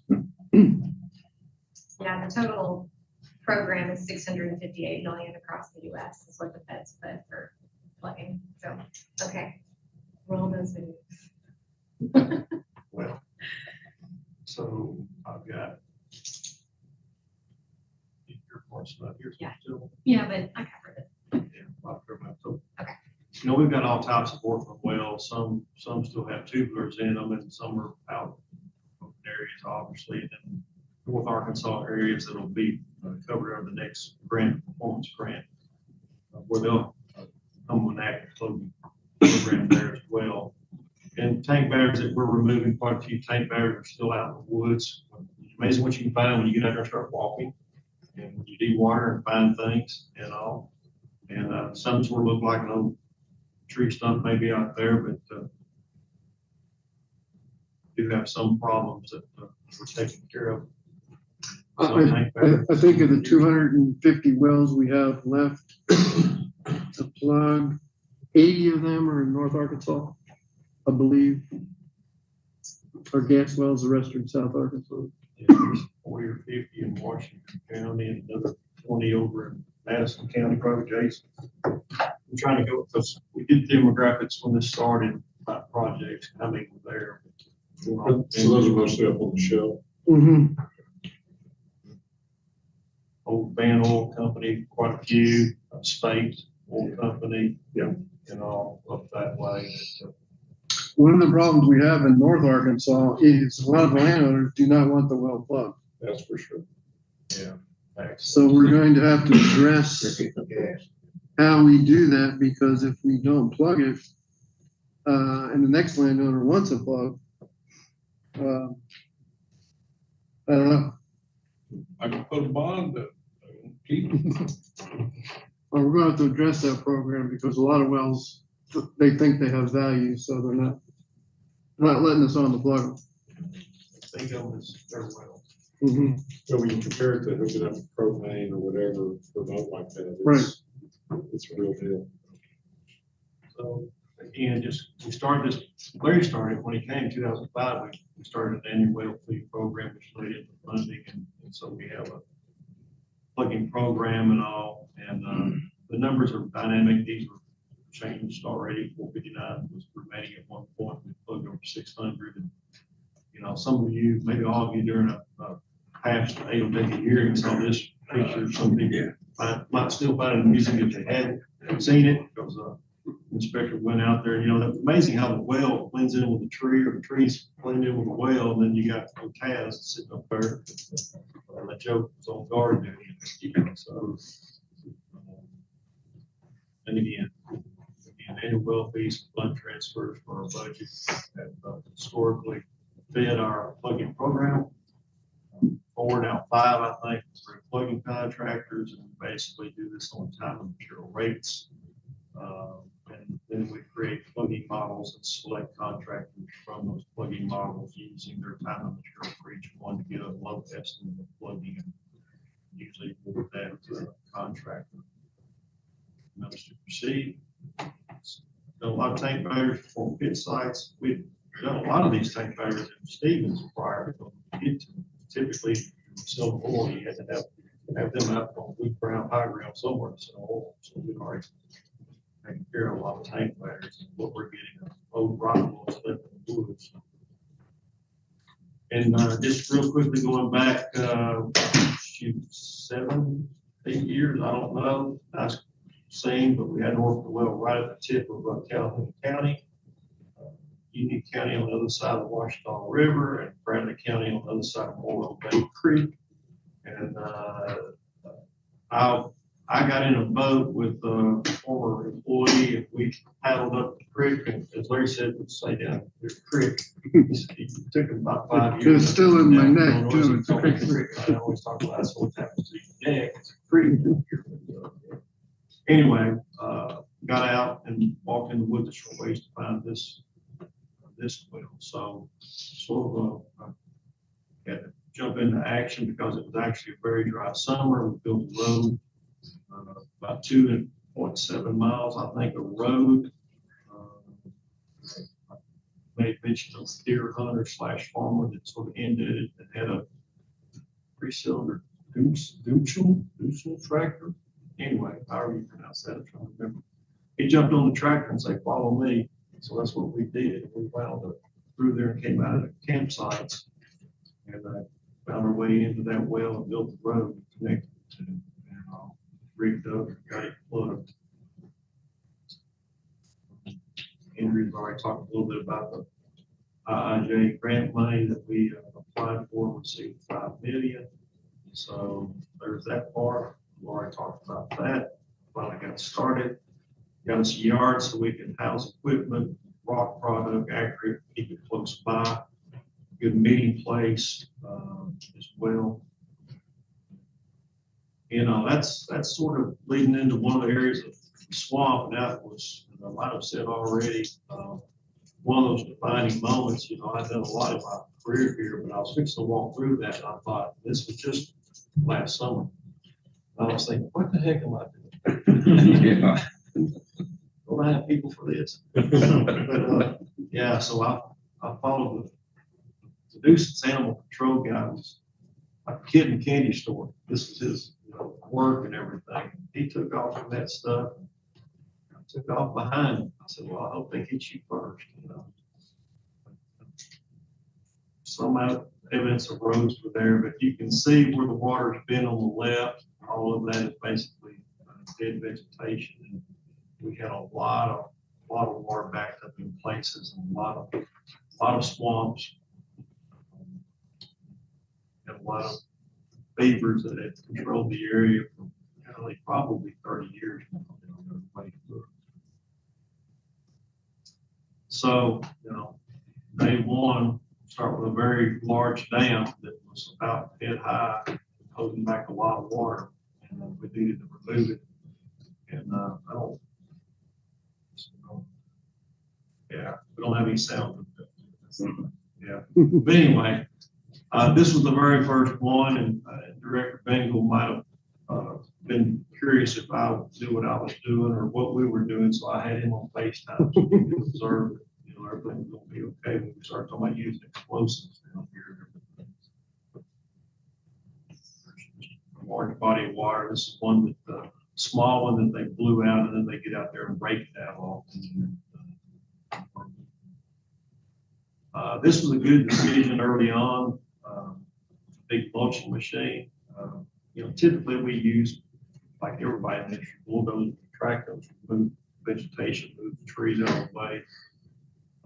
But you leave a lot of stump holes, you leave a lot of debris pushed up, you leave a lot of stuff after the fact that you really need to clean up. Given that this is a restoration project, we decided to try this, and it was a good move. We mulch in and clean a lot of stuff. It's otherwise it would be a problem, but it creates a little bit of a roadway to help support our equipment. It's one of the things I say before we get through, I'm gonna get up there and drive too. So it turns a former location into a new location, and it's, as I said, it's clean. It's attractive. The landowners that we dealt with and talked with like it as well. There's no disturbance of the dirt, nothing piled up. Nothing's pushed up and piled up, look, and everything when we're done. Same way with our roads, building in roads where we can. As you can tell, this is an area we de-water and let it dry for a few months. Cut a road through there. Found that once you got rid of that top foot, sometimes you still had a pretty good road bed down there. Often we're finding gravel still in place from years ago. Sometimes you can tell walking on it. Typical equipment doing the typical work. Might be difficult to see. There's a vintage pipeline right away running through there. We've had to cross it so many times, and we have to build air bridges without putting pressure on that pipeline. So we put mats down and then put a mat across the mats, but there's nothing underneath it there. And create that air bridge with the pipeline. And again, this the before picture, and then you see an after view of that same site. Water pretty much drained out, but that was all full of water. It went about 500 yards before it opened up to one of the lakes. I think this is one we are draining or have mostly drained. I think I took an ATV ride the other day around it. It's still awfully wet with a lot of water out there, but it's nothing like it was. We're making progress. Since we don't have the newer model, this one is outdated. We've probably 200 acres of water drained and 50 plus beaver dams removed, and 57 wells. We have found, I don't recall the exact number, but we're above 20. We've got more than 20 well locations basically ready now. We're just waiting for dry weather to put it in, and then we have probably another 25 or so that we can start building on. So I think if we have a drier period this summer, we'll probably shoot for about 75, 80 wells getting plugged, or more if we can find them. I have high hopes we'll find a large percentage of them, but my hope is pretty slim that we'll find all of them. And it could be that we don't have a record of well plugging from some time back. We've actually are plugging wells with permit numbers 243. It's 100-year-old well, basically.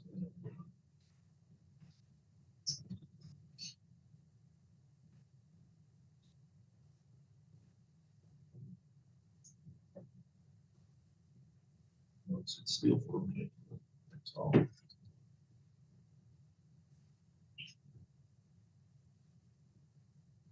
Is a drone shot from our Yeah, drone. we had our UAV team down at the same time. Too bad we don't have sound, we not recognize voice. He left.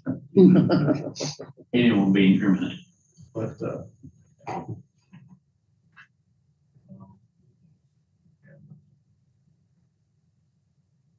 we had Secretary Corey and Andrea's been there, Carol, Dan was there that day, I think.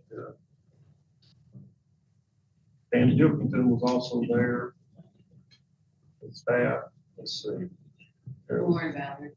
Lauren was, yeah, poor Lauren. I feel bad for Lauren. I told her I'd buy her a pair of boots. She had a short 7-inch rubber boot on and she stepped in the hole and it was over with. You know, I thought, oh boy.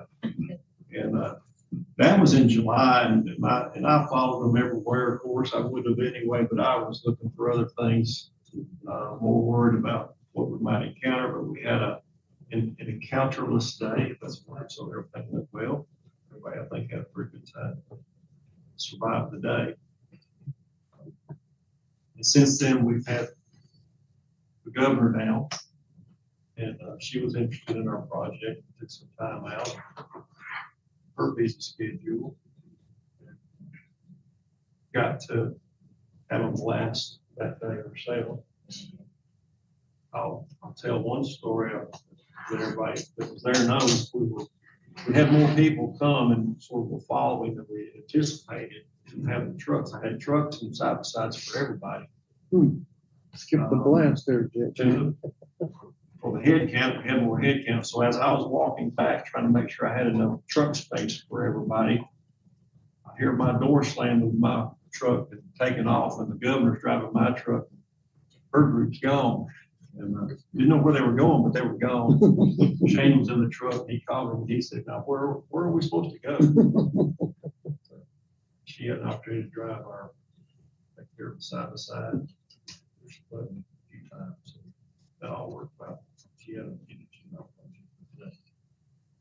So We'll let you tomorrow, finish up. oh, okay, I was just gonna say, tomorrow, we're actually using our drones, our UAVs for the first time, with the LiDAR function to look for, some of these wells. So Jeff is here and Dan and two more from our IT team. So they have software that programs where the drone will go. So they've already mapped it out. They'll lift up, do it, they'll get it off the ground and then it will follow the path that they have programmed in and it will come back.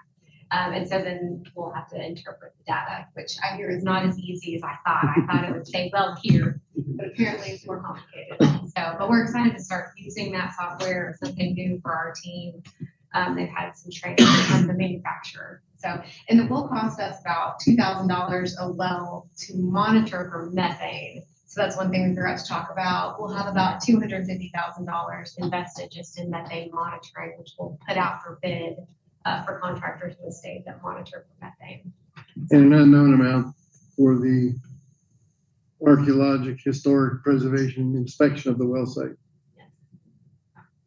So nobody worried about that when they drilled the well, when they dug the pits and cleared the site. But now that we're going to plug the site, we'll be checking to see if it was dug up, I guess, in the past. The funny part about that is if it was, we can't use federal funds. So we just went and plug it with state funds. So shows you how, I guess, how much we care about the historical site. But I can't imagine after these years and the disruption of the site that we really will find anything. But we also have to do endangered species investigation of each site also. Primarily, I think it's going with bats. So we'll probably have to do that too. But all those will be contracted out through third-party entities to do those studies. The drone or the UAV equipment packages we have, and now we have capabilities for, as well as ground penetrating radar package, which is actually can be used on UAV or on a surface facility. We have a gas detection package. We have LiDAR, which strips the vegetation off, and you can see the ground if there were no vegetation there at all. We have a magnetometer package, and we have the obviously not a FLIR, but a temperature differentiation capability, and just photography. So it's quite a unique suite. We're probably the only UAV in the state that has all of those in the country, maybe. We're the only agency that has all of those put together. Yeah. We were the first ones to do it. Since we've done it, Indian Nation has taken our bill of materials to do the same thing, and Alabama has taken the same approach to do the survey and to identify wells with the UAVs the way that we put it out there. It was not there to begin with. Finding all the equipment is tough. It's overseas equipment, but we will get started actually tomorrow on all of this to make it happen and to locate these wells. As Andrea said, the gathering of the data is one thing, interpretation is totally different. I mean, squiggle marks on a screen and trying to interpret that. Just to give you a quick oversight, what our plan is and the whole concept that Larry and I have had is we will take different surveys with all these different instruments. The LiDAR, the magnetometer, the gas detection, and the ground penetrating radar. And because they are referenced by GPS down to a 3 centimeter accuracy, if I remember that correctly, we will be able to lay them on top of each other. And so when you have a signature from the magnetometer that sits on top of the same signature that the ground penetrating radar had, that the LiDAR indicates that's on the well pad, it's going to be pretty obvious the well is there. That's the concept. And so we will get started on that tomorrow. Really looking forward to starting to get those results and to get that data. We have to do LiDAR first. That gives us the lay of the land where everything's at, because to make this work the best we can make it work, we need to fly as low as we can. So by the LiDAR will tell us what those minimum altitudes will be that we can fly, that we get the best return from the instrument. And the new UAVs have radar altimeters in them. So when we say fly 48 feet off the ground, it will track the ground and fly 48 feet over the ground, whether it's a hill, whether it's whatever. So that's where LiDAR really going to pay the dividend. So on all of these processes, when we go to look for wells, LiDAR will be number one to give us the lay of the land, so that then we can set, as Andrea mentioned, we set the instrument up to fly the pattern at what altitude and how to fly the pattern. So it is a big learning curve, but we're excited to get started and start returning some results that, quite honestly, had never been done the way we're doing it in the, I hate to say the world, but I know in the US, because we've had engineers say, what are you doing? And we'll explain it. And to date, most of them said that should work. Famous last word. So we're going to find out. Dan, is this one of the big commercial? Yeah. They're Inspired Flight 1200A. They are on the blue list, meaning DOD approved. So we're not in a no-fly zone with any Chinese equipment. They're all U.S. built, U.S. assembled, and they they'll look like a wheelbarrow running through the air a little bit. I forgot, Jeff may remember, the total tip to tip around the whole parameter is probably 5, maybe up to 6 feet. They're not just huge, but to see them up in the air, it's a different approach than the little ones. The little ones sound like bumblebees buzzing around. These sound more like the lower tone, but it's still amazing how quiet they are. But some of our, and it depends on altitude too, but they are big UAVs. What kind of price tag is on that? On what? On the drone. On the drone itself? Yeah. Oh, I couldn't tell you that off the top of my head. I want to say the UAV with no extra batteries or anything, each UAV was, and don't quote me on this, I think was around 13,000 a piece. I can tell you the other components, I tell you for a fact, the gas detection camera is a true FLIR camera that will detect up to over 200 gases by signature. That's $70,000. The magnetometer, ground penetrating radar, and the LiDAR unit probably all danced around 20 a piece. I'm just guessing off the top of my head. I don't remember those numbers. But when you get to adding all the extra batteries, you start adding up some costs pretty quick too, because we bought extra sets of batteries, extra propellers, the whole 9 yards. Just curious, thank you. I think we have 3 UAVs. We have 3 of the 12. For those packages. I think it was 400,000 for everything we have. That includes training and all that in there too. So, thank you. I just want to go over all that from once we see the effort that's put in, but once again, Arkansas is going to be on the top end of something here, technology, just as we were in the Fayetteville Shale. We were the first state to do noise before other states, and we were the first state to address the earthquakes before that got away. We were the first state to do still the only state to do cross unit wells for a Fayetteville Shale, which allowed that to be developed very quickly. Other states were doing it well by well, unit by unit, fields. So we did a lot of things first. We were the first state to do chemical requirements for frac fluids.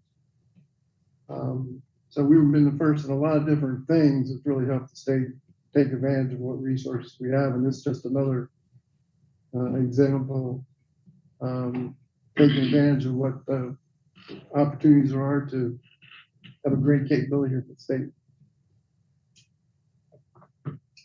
I think that's everything I have. If you got any questions, that's all I have for my report.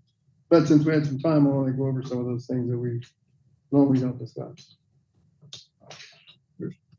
On the methane gas, did I read in some of them documents last night that if you have it, you can flare it and burn 95% of it up? I'm not sure how that works on new versus old. I'm talking about old. Yeah, I don't know. DEQ is going to have to develop rules. One of the things we were talking about is, I was talking to Dave Gibbs with Mission Creek about the aspect of potential for doing a regional basin study. Some of our reservoirs have no gas, very little gas. And the potential is if we did maybe a reservoir analysis of gas released during production, especially at tank boundaries, maybe we can write a rule that if some of those zones are so degassed already, that they can be exempted in the rule if a well is producing, from them zones. So we're looking at things like that may help streamline that process. And if you're in that zone, you wouldn't have to monitor. It's going to be accepted as a degassed zone. But when we do the gas measurement for the plugging program. We'll actually have several hundred wells measured across the basin from a gas content right now. The ones that we've done, I think we've measured like 10 wells or so for the company, north and south. And outside of one well in North Arkansas, there's negligible gas to even measure. So we'll be collecting a lot of data to maybe do something like that, but the state has to have a plan in 2 years unless something happens to that program. You also get you a list of zones that be exempt from. Yeah, we can give you. We can save you a lot of work. Yeah, We can anything save you a water lot and of solid, work. you know, Yeah, anything that produces a lot of water, Word of mouth doesn't count as measurement. let us help you. I'll read the instrument. Well, thank you for the time to go through those things. Thank you. This meeting's adjourned.